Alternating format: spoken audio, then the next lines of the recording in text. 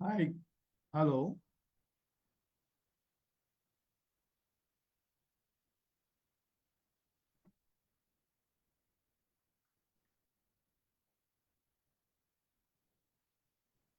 Are we live?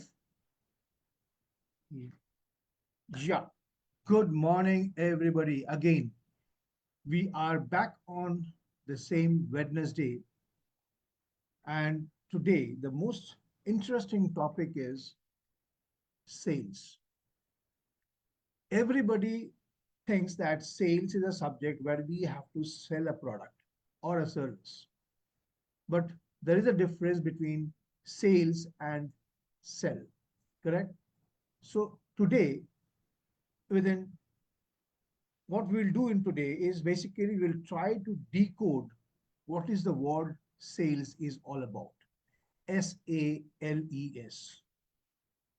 Many of you who have gone through the post will understand that sales, S stands for search, A stands for authenticating or authenticate, L stands for learning, E stands for evaluate, and S actually stands for selling. Now, what is sales? Let's understand that first. Sales is a byproduct of self discipline. I repeat this word sales is a byproduct of self discipline. Discipline in sales is all about doing what you need to do to achieve your goals, even when you don't feel doing it. That is where the discipline in sales, and that is what sales is. So, sales is basically a doing what you need to do to achieve your goals, even when you don't feel doing it. So, discipline helps salespeople to avoid mistakes. It helps to avoid waste of time as well as self delusion. Now, what is self delusion in sales, which happens very regularly? And it happens actually at every moment. It's the thought that this will happen, the customer will buy it, and I have convinced him. ये जो factor होता है ना, that I have done my best to convince him, and I will get the sales, and then actually we put that particular customer's name along with his need in our forecast. So we will talk about how to come to the forecast and where to start and how to decode it actually. That is very important to understand how to decode the sales, starting from searching, then authenticating, learning, evaluating, and then going for the sales pitch. So, continuing with what I was talking about, that discipline in sales is very important, and discipline in sales is a byproduct of self discipline, how actually you present yourself. So, discipline requires accepting responsibility about the product and the services what you sell, committing to excellence, and expecting results out of it. So, with that, that is what is a definition of sales is all about. Now, there are two type of actually sales. One is optical and other is impactful. When we dive down inside a little bit more, understanding what is an optical sales and what is the impact sales. So focusing on optics or focusing on impact represent two different approaches, especially in sales, in the business of sales. So focusing on optics, that is how you are prioritizing things to appear to others, how they are actually visualizing your product or your sales. Often, this depends upon public perception, reputation, as well as immediate impression. Okay, so to make it simple, an optical sales is basically prioritizing how things appears to others, because it is not that you are liking the product, the person who is going to buy your product has to like it, has to evaluate it, and has to feel that it is necessary for them. So, what happens in an optical sales? Prioritizing how things appear to others, emphasizing on the public perception about that service or that product, reputation of the product and the reputation of the organization which is actually selling the product,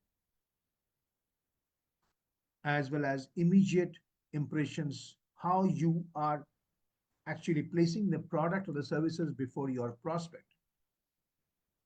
So this is very, very important as a part of the optical sales, because optical sales actually takes you to the impactful sales.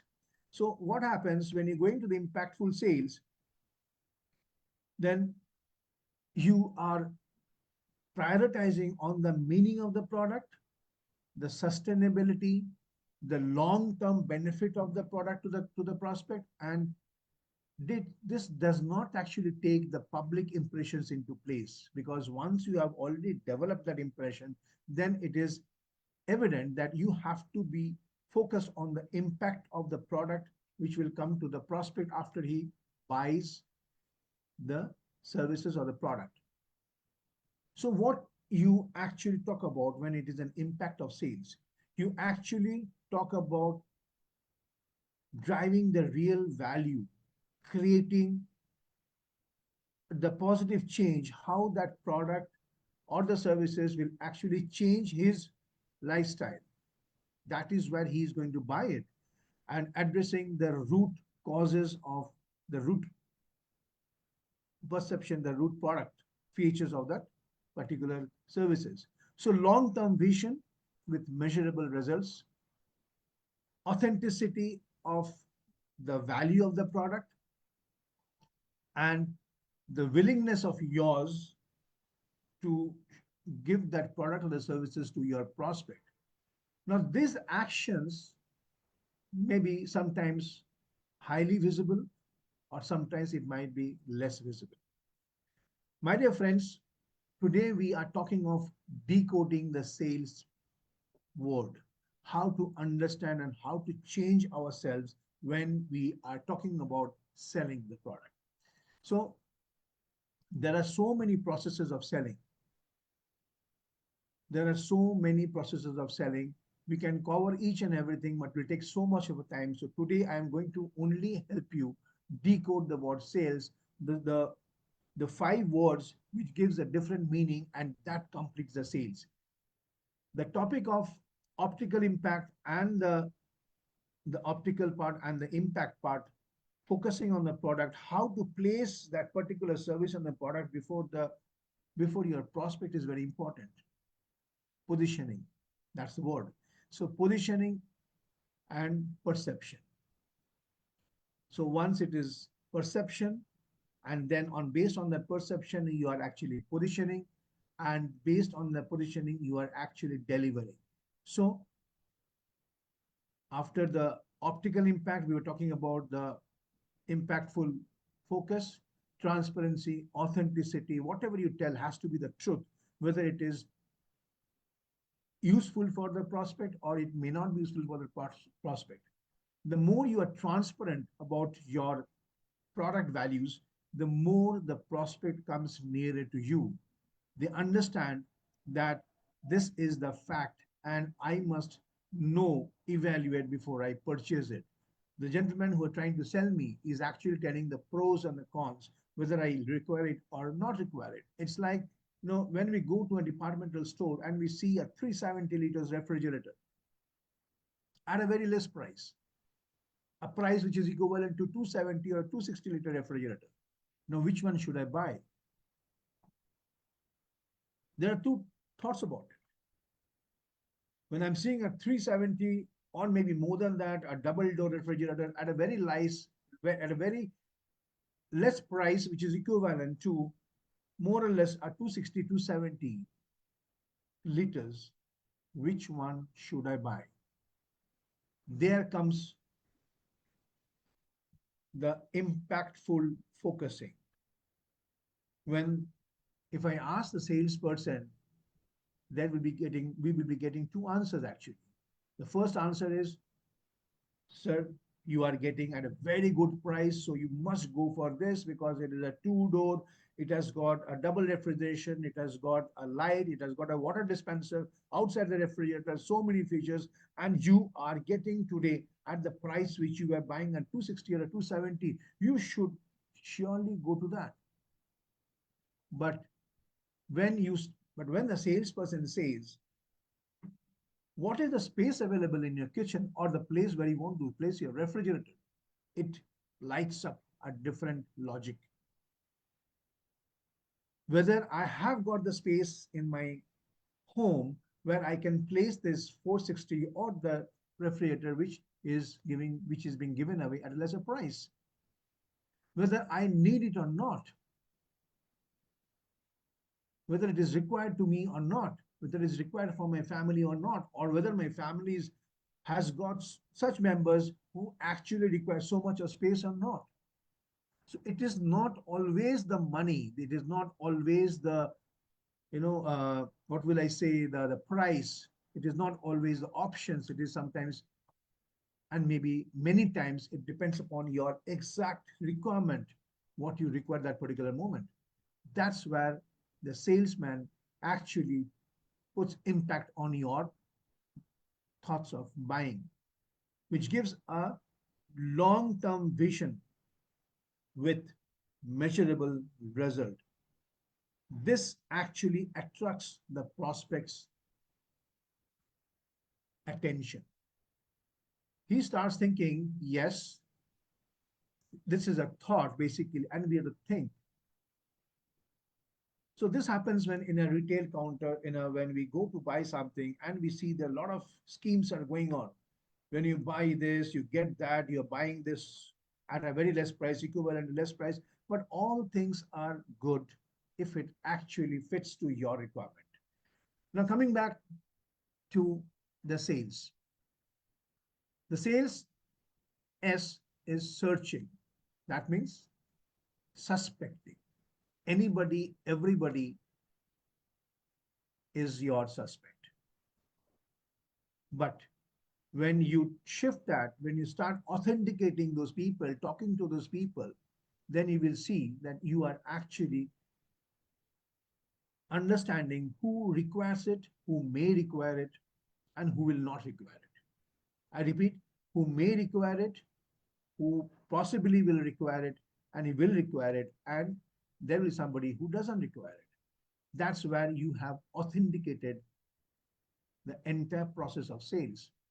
Now, when you have authenticated, obviously your list of suspect, which is actually a data, a combination of email IDs, mobile numbers, name, the company name, everything is good. But all data are not your prospect. The data is basically the suspect. You are searching through a huge available data as to who can be your prospect, who can be your buyer in the future time. So once you authenticate them, then you start pitching your product, talking to a product, talking to your customers. I'm so sorry about that. Talking to your prospects and trying to find out where and when you should pitch in with your services, with your products. That's the process of learning about the prospect. Sometimes it happens that we often get into the sales directly. When we often get into the sales directly, it does not work every time. It may work, but it will not work every time. Why? Because when you get into the sales, when you get into the product directly, immediately, the second question comes, what is the price? And once the price comes into the factor of the decision, 90% of the decision is controlled by the price only. Hence, learning about the customer, understanding what is his requirement, and then placing your gamut of products and services before them, which is good for him and which is applicable for him, there you get the chance of matching with the prospect's idea. And that is where the actual sort out happens. The wavelength matches between you and your prospect, and thus you both start talking on the same lines, and slowly you get the chance of pushing the entire learning into evaluating that whether this person is actually authorized to buy that product or the services. It's very important whom we are talking to. It's very important. Time is precious, time is money. Whom are you talking to? Understanding that is the most important homework that a sales person should do. I bring out a small word inside it called man, M-A-N. Who is a man? A man is a person, is a prospect who has got money, who has got authority, as well as who has got need. If any one of these three are not there at that particular moment, then he is not the man. Then you may not be talking to the right person. So authenticating is about the need, learning about the power of the person you're talking to, because somebody has to pay money. And if he pays money, then only you will actually be able to sell the product or the services. So once you have done that, then you get the chance of selling the product. And that's where the sales happen, where your money is confirmed. Because sales again consists of two different subjects. Sales is promoting the product, negotiate with the market perceptions and with the customer's need, and finally touching on the price point as per the requirement of the customer. Now, when you start negotiating, there can be a breaking point at one point of time. And if there is a breaking point where we have to leave the session, there is no harm in it. Because when you try to push beyond the breaking point, then sometimes the relation gets soured. When the relation gets soured at that particular moment, you lose the chance of holding on to the prospect. So be very careful. Keep your eyes open where it is going, because it must go to a positive end. Whether you are able to sell that or you're not able to sell that does not make lots of a difference, because if you have created an impact on the prospect, he will come back, whether on this need or on other needs. So that is where decoding of sales, and it has got a big understanding about the process. What is that? Coming up to know what is a spanko, and then what we call as a spin selling. So all these type of selling, which are today determined by the need of the customer, have actually developed a big understanding arena. So when you start understanding the customer, the human being whom we are going to sell, it becomes more easier for you to sell the product. Because a customer today not only looks for a product or a services, he looks for comfort. He looks for somebody whom he or she can believe. He looks for somebody who will understand his or her need, and how that product and the services will actually help them to reduce problems in their day-to-day life, in their lifestyle. The products and the services, because somebody comes out to buy something only to ease their lifestyle. A person who is riding a two-wheeler shifts to a four-wheeler because of convenience, because he wants to carry his family, and his family has grown bigger. Previous days, he was only husband and wife. Today, he has got a child. how will be they going on a two-wheeler? They want to have a long journey. They want to, drive a long distance where a four-wheeler is more safer than a two-wheeler. So it is changing the lifestyle. And you have to look into that, that whether your product is actually changing their lifestyle. The moment you are able to make him understand that this will be actually changing their lifestyle for good, 80% of your entire process gets done. Today, home theaters have become so important in the market. People have actually reduced visiting the public theaters. There are a lot of discussions happening in the market to encourage people to go to the INOX, to the PVR. But there is another market which has emerged in between during the COVID days or before the COVID days, that creating a home theater inside a home and getting a nearing feeling of the public theater. And that's the reason where home theaters, a 5.1 or a 7.1 or a 7.2 or a 9.2, depending upon the requirement of the listener, the market has gone up. The customers have started purchasing, developing their own home theaters. They are not hesitant to spend money on a lot of other aspects of creating a home theater. Why? Because it has changed their lifestyle. It has added a wow factor to their life. And that is why today home theater prospects are gaining momentum every day. And that's why the market is rising. Okay. So that is where we have to look at as a salesperson, evaluating, authenticating, learning about that person, and decoding the product before him and explaining to him what is the advantage of the product and how this product will actually change his lifestyle and how it will benefit him. That will make your sales more easier.